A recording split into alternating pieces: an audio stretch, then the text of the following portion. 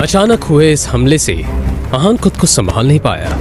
अपनी नाक पर पड़े बंधन से आहान ने निकलने की पूरी कोशिश की थी, मगर अंत में उसका शरीर ढीला होता गया और आहान बेहोश होकर जमीन पर गिर पड़ा। जाहिर था आहान को रुमाल में लगे क्लोरोफॉर्म की मदद से बेहोश किया गया था, और फिर जैसे ही वो बेहोश हुआ उसके सामने दो चेहरे आकर खड़े हो गए। उनका नाम शौर्य और शगुन था। दोनों के चेहरे पर एक विजयी मुस्कान थी। तभी शगुन ने शौर्य से कहा,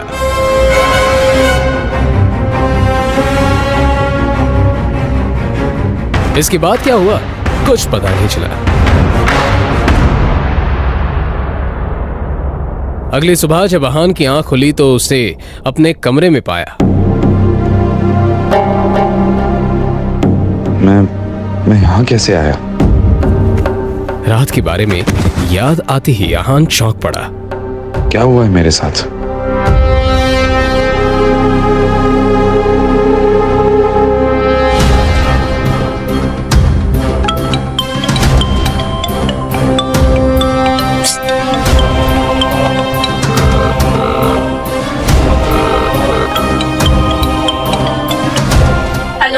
शगुन, ये क्या खेल चल रहा है? कहाँ हो तुम? मैं जब मल्होत्रा के यहाँ पहुंचा तब वहां तुम नहीं थी, और फिर मुझे किसी ने बेहोश कर दिया और अब मैं अपने घर में उठाऊं। सच सच बताओ, मेरे साथ क्या हुआ?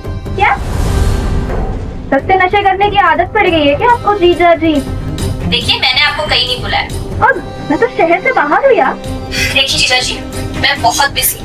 आपकी फिजूल की बातों के लिए मेरे पास बिल्कुल वक्त नहीं, ठीक है? फोन रखिए। इतना कहकर शगुन ने फोन काट दिया। तभी उसके मोबाइल पर शनाया का मैसेज आया। इस मैसेज को पढ़कर आहान ने एक लंबी सांस ली और फिर उसके मोबाइल पर विक्रम का फोन आया। फोन उठाते ही विक्रम ने कहा, अब आप अपना काम शुरू कर सकते हैं। फिलहाल आपके रहने के लिए रोजवुड स्प्रिंग में एक घर बुक कर दिया। आप जाकर देख सकते हैं, मगर उस कार्तिक कोहली से बचकर रहना। वो बहुत ही चालाक है और अपना काम निकालने में काफी माहिर। रोजवुड स्प्रिंग के बारे में आहान ने बहुत सुन रखा था। एक फ्लैट की कीमत भी वहां 50 करोड़ से कम नहीं थी। उसे याद था कि शनाया को ये जगह बहुत पसंद थी। अरे ओ, रुको रुको, कौन हो तुम और इस तरह से अंदर क्यों जा रहे हो? वो मुझे यहाँ पे घर खरीदना है, बस वही देखने जा रहा हूँ। ए भाई आजकल तो कोई भी ऐसे ही इधर मुंह उठा के चला आता है, और तुम्हारी तो इधर देखने तक की भी औकात नहीं है और बातें बड़ी बड़ी कर रहे हो। चलो निकलो ऐसे, निकलो। एक तो किसी के कपड़े देखकर उसे जज करना गलत बात होती है, और यहाँ हर गेस्ट के साथ आप ऐसी बात करते हैं क्या? मुझे जाने दीजिए। अरे जाओ जाओ, निकलो। अरे मेरी गाड़ी लेके निकलो, चलो। और फिर इस तरह से उनके बीच बात काफी बढ़ गई। आहान उसको थप्पड़ मारने ही वाला था कि तभी पीछे से एक आवाज आई। सर। आहान ने पलटकर उस तरफ देखा तो रोजवुड स्प्रिंग का मालिक कार्तिक कोहली खड़ा हुआ था। कार्तिक कोहली उन गार्ड्स के नजदीक आकर बोला, सर इन्हें माफ कर दीजिए, इनकी तरफ से मैं आपसे सॉरी बोलता। शायद तुम गेस्ट से बात करने की तमीज भी भूल चुके हो। तुम्हें पता भी है सामने कौन खड़ा है? Sorry sir. निकलो, आउट। इतना कहकर कार्तिक कोहली आहान को अंदर ले गया। इन्हें मैं कौन हूँ ये बताने की कोई जरूरत नहीं है। बस इन्हें ये पता होना चाहिए कि अगर कोई गरीब भी यहाँ पे आ जाए ना, तो उसके साथ भी सलीके से पेश आना चाहिए। जी जरूर। अब वैसे मुझे पता था आप यहाँ आने वाले हैं, बस इन्हें बताना भूल गया। वैसे मैंने आपके लिए लंच का इंतजाम किया। चलिए जरा हमें भी मौका दीजिए।